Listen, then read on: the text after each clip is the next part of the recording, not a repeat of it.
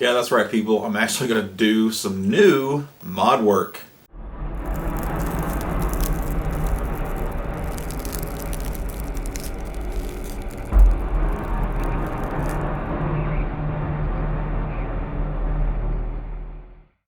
That's right, I finally got a hold of an Ultra HDMI kit from Marshall for the N64. Now, before you get too excited, no, I'm not offering mod services. This is for my t-shirt and flag guy, and I've been wanting to do this for a long time, but I've actually had quite a hard time getting hold of Marshall. But I finally got a kit, and I'm finally going to do the install, so let's dig in. Well, obviously the first thing we got to do, get it apart. This is the 4.5mm security bit.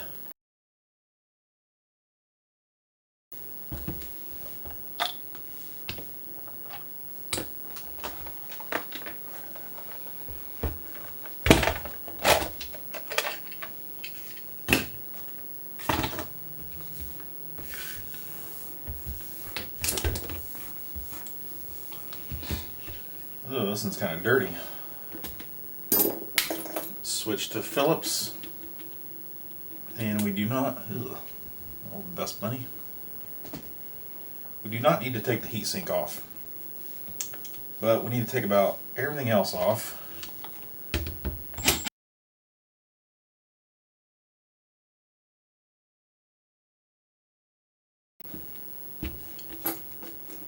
Let's see, we switch to I believe it's a number 1.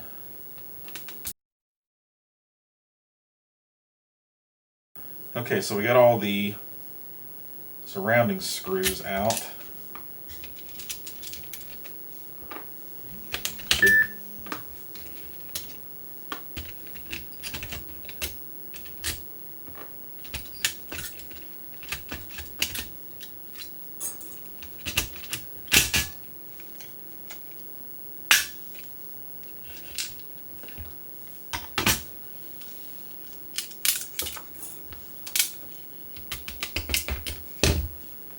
Now, heat sinks. I believe heatsink, heatsink, and heatsink. So I think these 2 screws have to come off.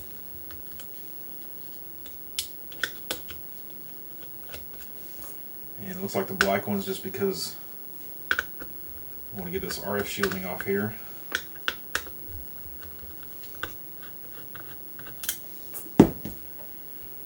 And then you can basically pry on it.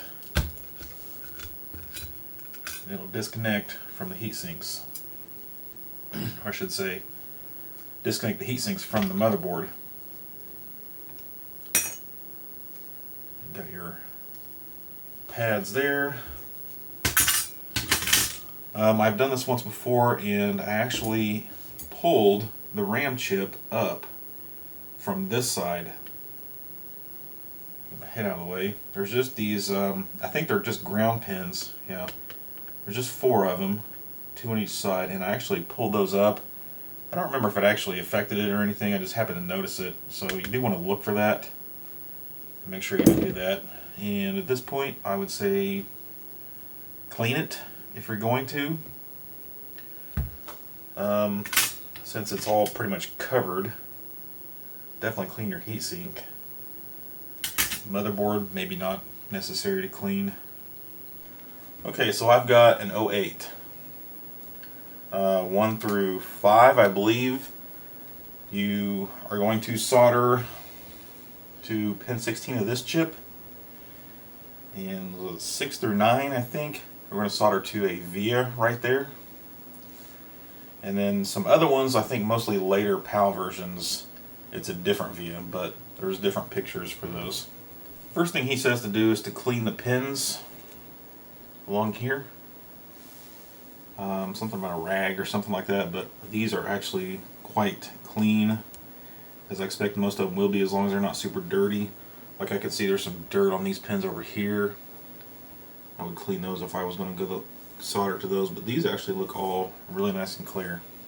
Alright, so the basic idea is to solder this chip, and I'll get closer up. But with this chip being here, I think my plan is going to be to put a tiny glop of hot glue, yes, hot glue, right there, lay this down, get it lined up, and hold it until the hot glue sets, and that way this will be set and it won't move, and it'll be a lot easier to solder. Okay, so we're trying to go for pin 6, which is that little white dot right there. It's pin 5, so I'll be aiming for the next pin. And for hot glue, put a little piece there, and I've got an old tip that I use for melting hot glue.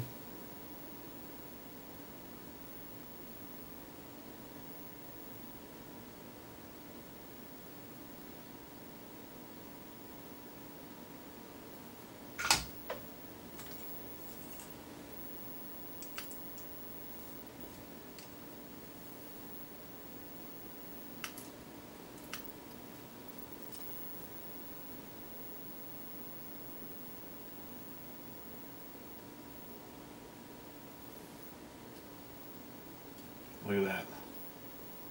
Perfectly in place. That worked out perfect. Okay, so the first thing is we want to apply some flux.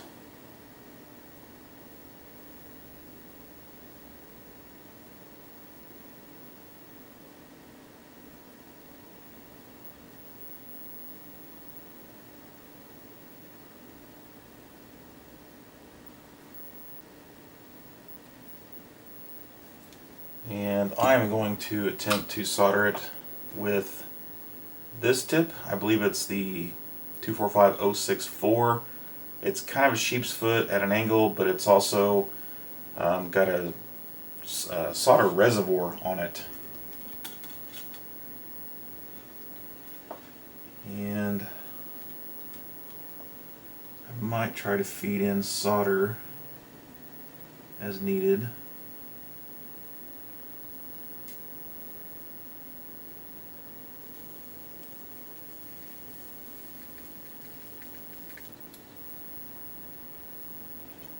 Looks like I got a couple bridges there, which that's why you put on more solder or more flux.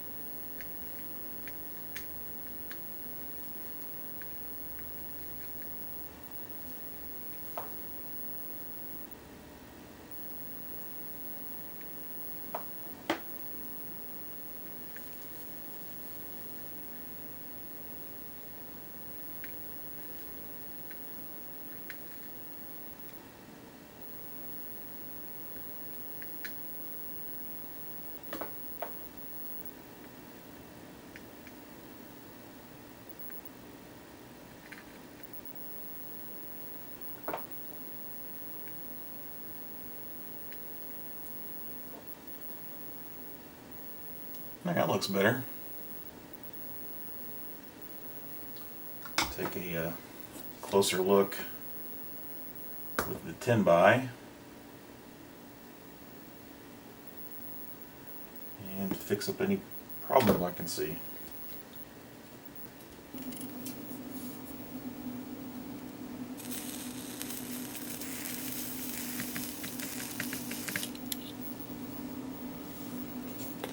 Looks like I got a couple bridges there, which that's why you put on more solder or more flux.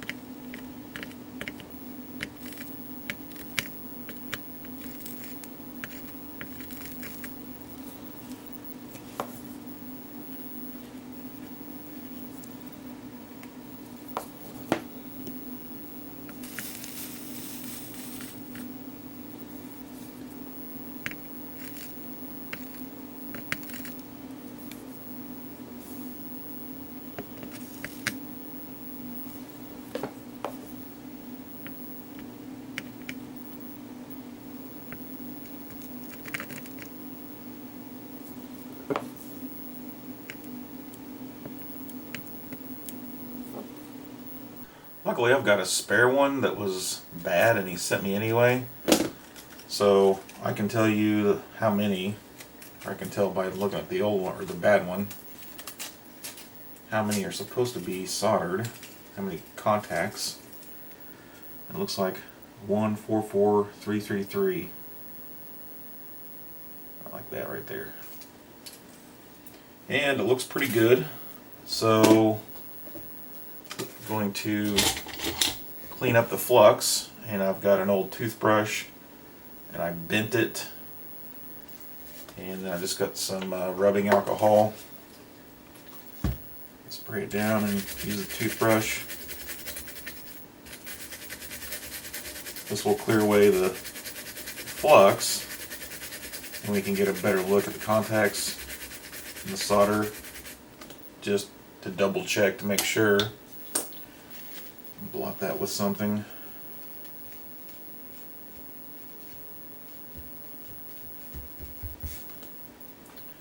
Alright, now I can get back in there with the 10x again and just double check to make sure there's no shorts and that each contact is made. Well, they all look good, but I'm not convinced. I wouldn't have been better off using my regular angled blade tip for that and just done the drag soldering he talks about, where you come in and then you go out, come in and go out, instead of trying to go lengthways like that. But anyway, we can move on. Okay, so these two traces go to these two caps for 5 volt and 3.3 volt. Add a little solder to those. Probably actually pre-tin the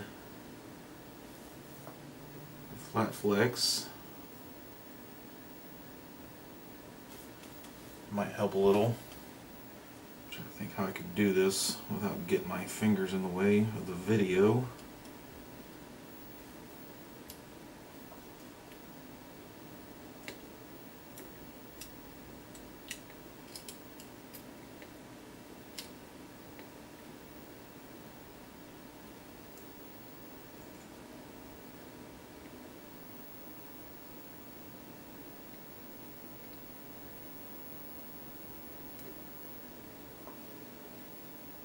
That can stand to be just a hair longer.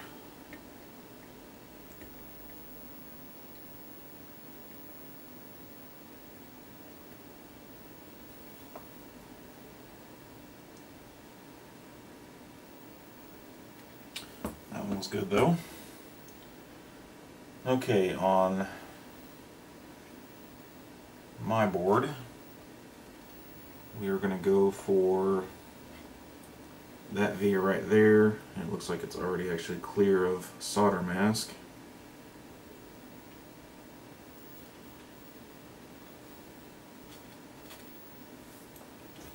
Pre-tin that flat flex.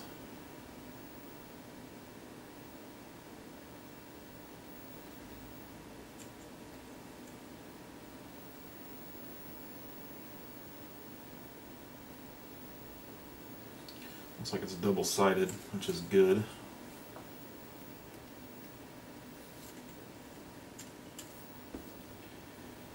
Now,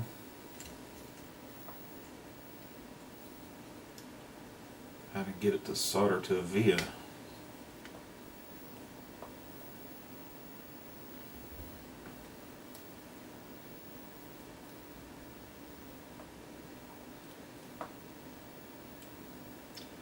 I'm just guessing using a needle nose to hold that is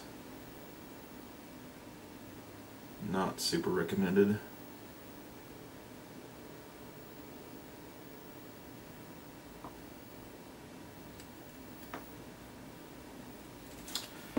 So,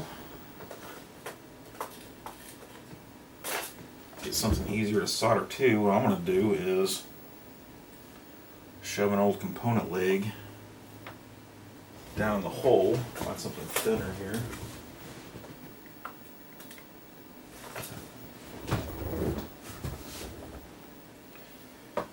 This would be off an old resistor or capacitor through hole type.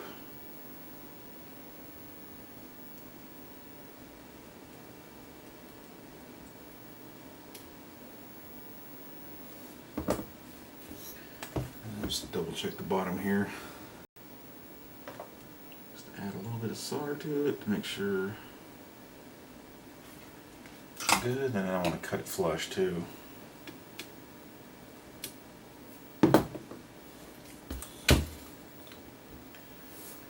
Now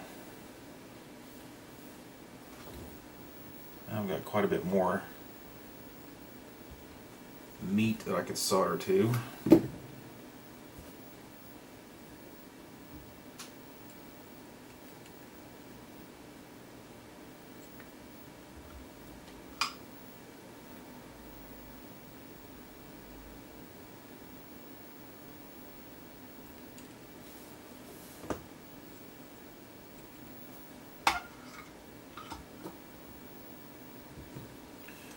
And I can just cut the excess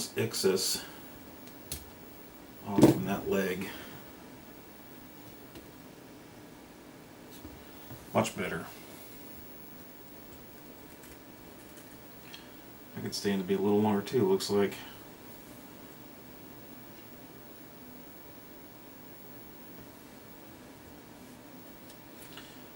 Looks like he's also got a pad up on the flat flex right there. You could solder a wire to and come over. Might be just as easy. Those things are very flimsy and very susceptible to heat, and it didn't even get hot up here. That was just the needle nose messing with it. But I could tell the end was getting flimsy when I was trying to solder directly to the via. Alright, of course the other big part of the installation is cutting out a little bit of plastic here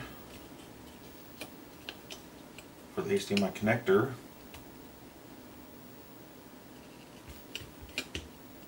Looks like I got a little bit of piece of PCB back here hitting.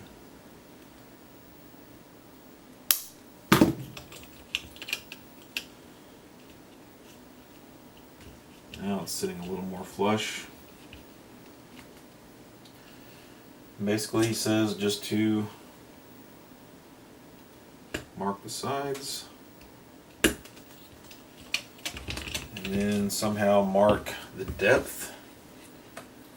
At first I was kind of thinking, well, you could set the connector on there, but no, can't really do that. So I also thought, well, let's just do it this way.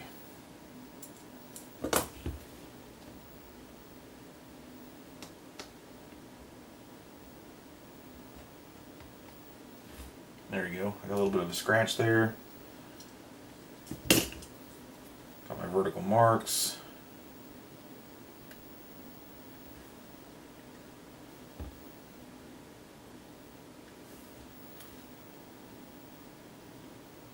There you can see my little square. That'll give me some idea of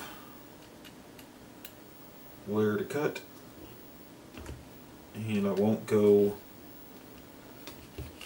probably won't go all the way against the line just because, yeah, I was curious if it was going to cut with the X-Acto knife, and it seems like it will.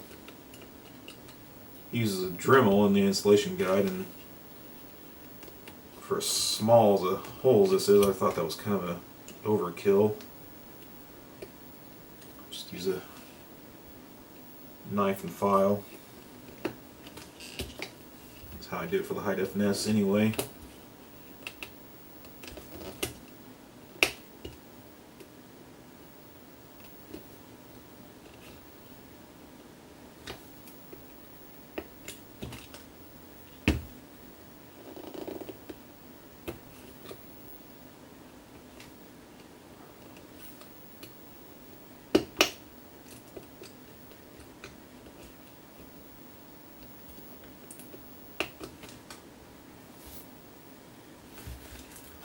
See, I'm getting real close to my bottom line.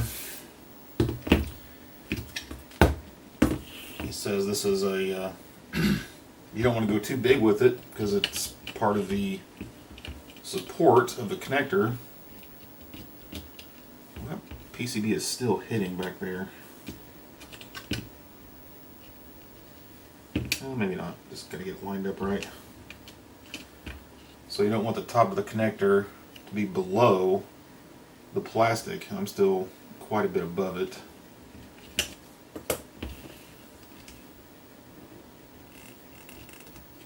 Actually, I'm probably close enough to start doing the file. This is not a super expensive file. I got it at Walmart in a kit with some other files. This, and they're junk, but they actually do the trick.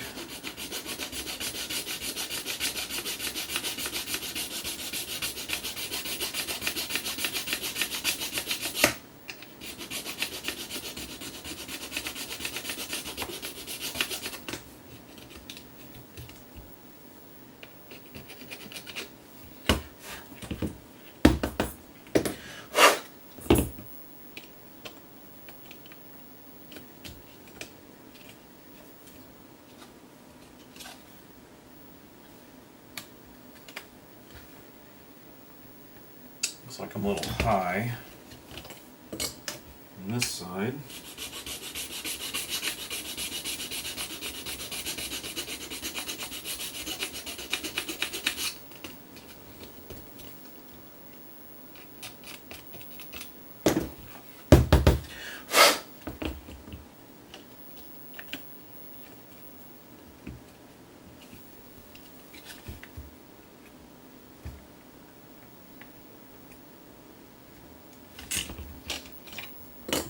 Just a hair more.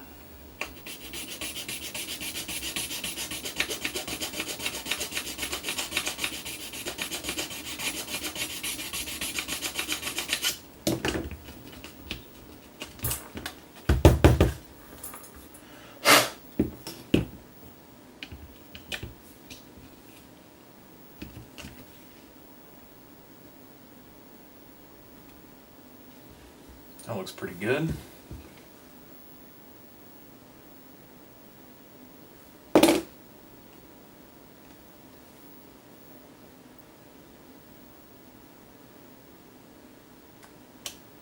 It has to have some kind of template. You see how I went a little bit too wide.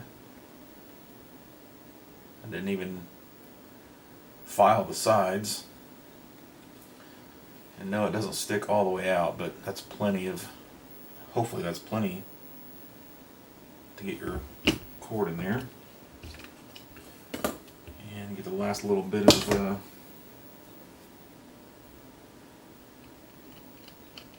sporf off there.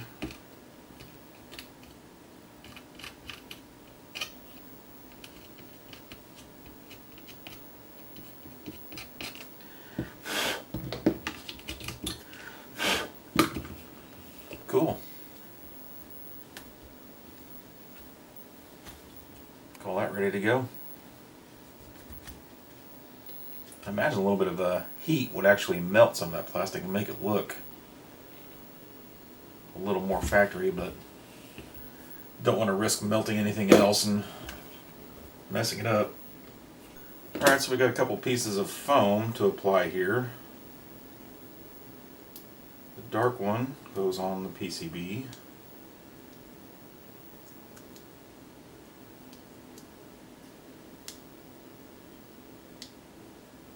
Maybe.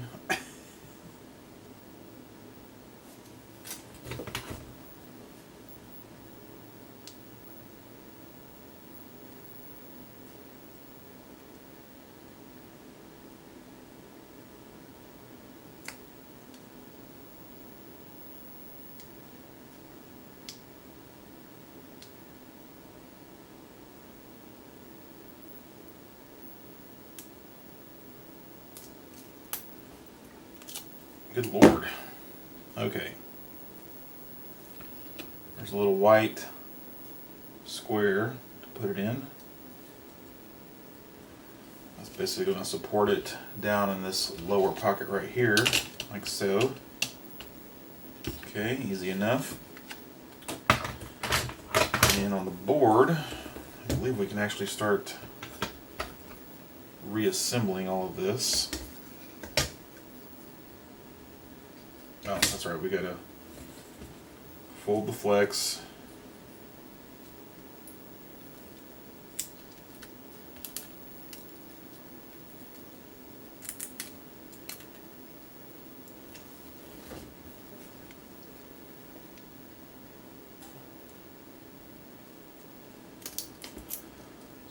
like so. Just want to get it to where it's over the multi-out.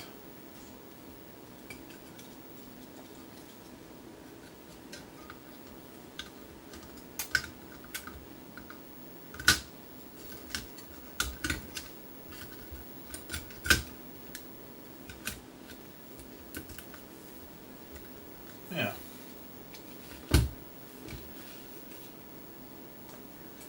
And then on the bottom, if I'm not mistaken, it's just going to go over the multi-out for the foam. Right here, if I'm not mistaken, just to hold down, push down on the main board.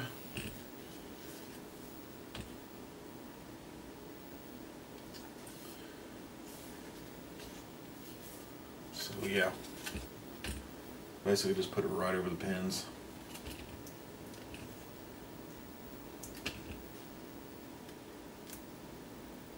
I really don't think you need to pull off the sticky part though. I think that can stay on there. We don't really want it to stick to the main board. And we can also actually pull the main board out, unlatch the connector,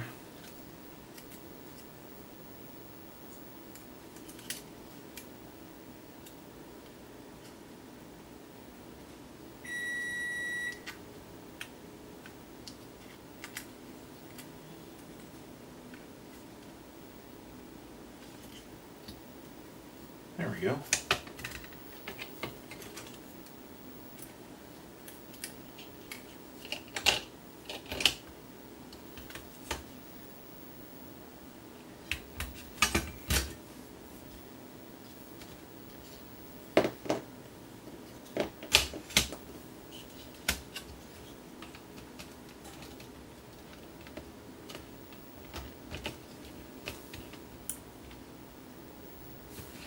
That wasn't so bad. I'm just going to get our jillion screws back in here.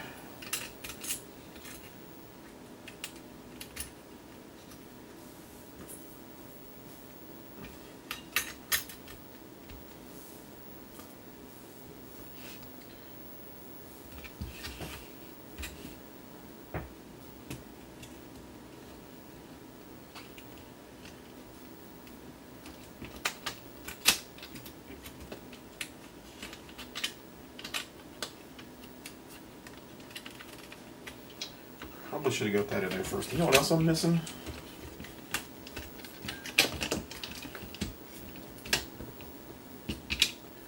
Missing those.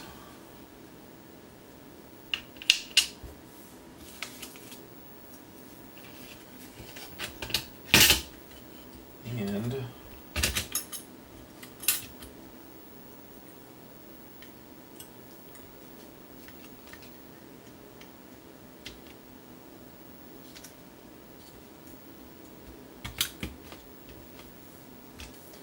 that piece.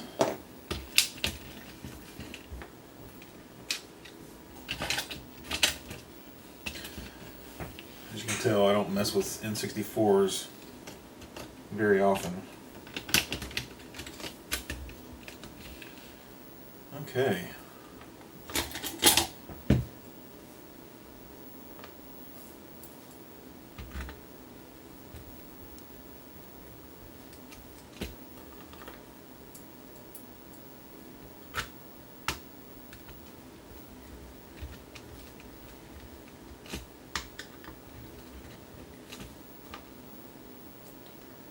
Two screws with the star lock right there.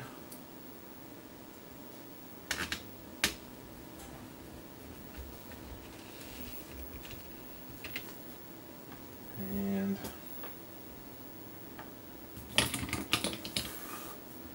our two longer screws back here.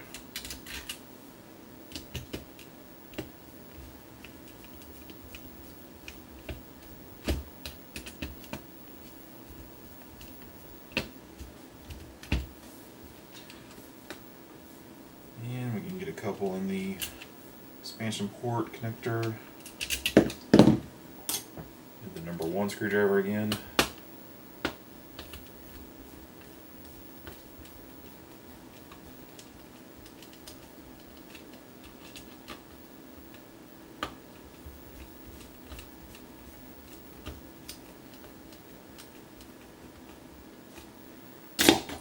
Now, the rest can wait because I want to test it and make sure it actually works before I go any further.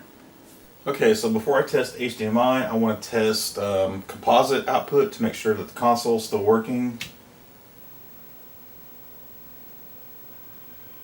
And it is. Good. Okay, so now I got the HDMI hooked up. Cool.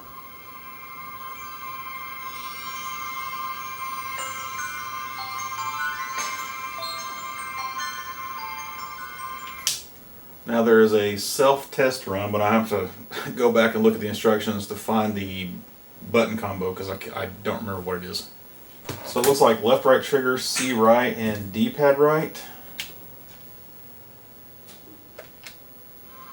Okay. Mute that for a second and then go to About and self-test. Problems found 0. Nice. Okay.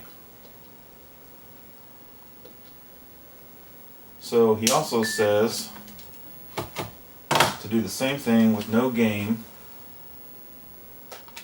And you should still bring up the menu. Cool. Okay, so the self-test doesn't apply to that, but he said you should still be able to bring up the menu. That exercises alternate controller polling or something like that. So as long as it brings it up with no game in, good to go. That wasn't so bad, right? Now it's just a matter of getting all the screws back in. The 2 silver ones were for the power and multi-out ports. And then obviously the security bits were for the bottom. And 6 for each side of the main board.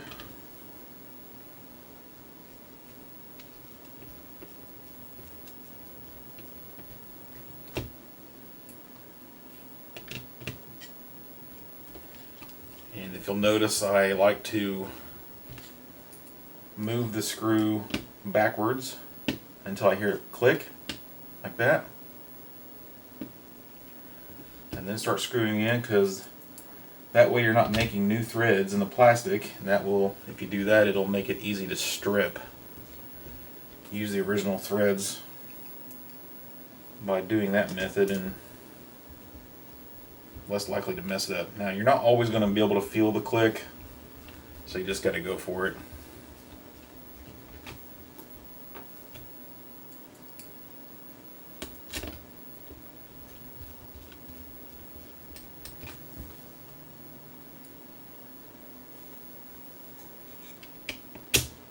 Okay, so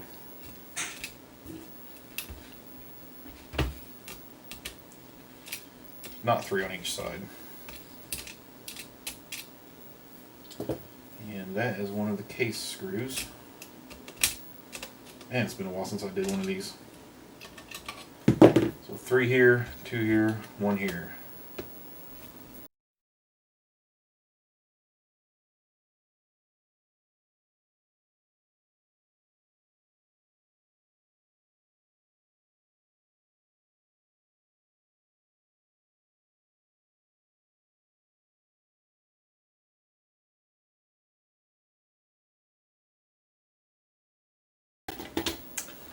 I don't remember taking that cover off. But expansion port back in. That cover on. Good to go. So as expected, really the only hard part here is soldering that flat flex cable. And that's actually pretty hard. I definitely don't recommend it to beginners. and I think that's why it's not actually sold to beginners. But I still would like to sell the kit on my website, just, you know, have it to be a ship to modder only kind of a sale, but still having problems getting a hold of Marshall, but I'll let you know if that changes. So overall, pretty easy install for somebody that has the right tools and a little bit of experience.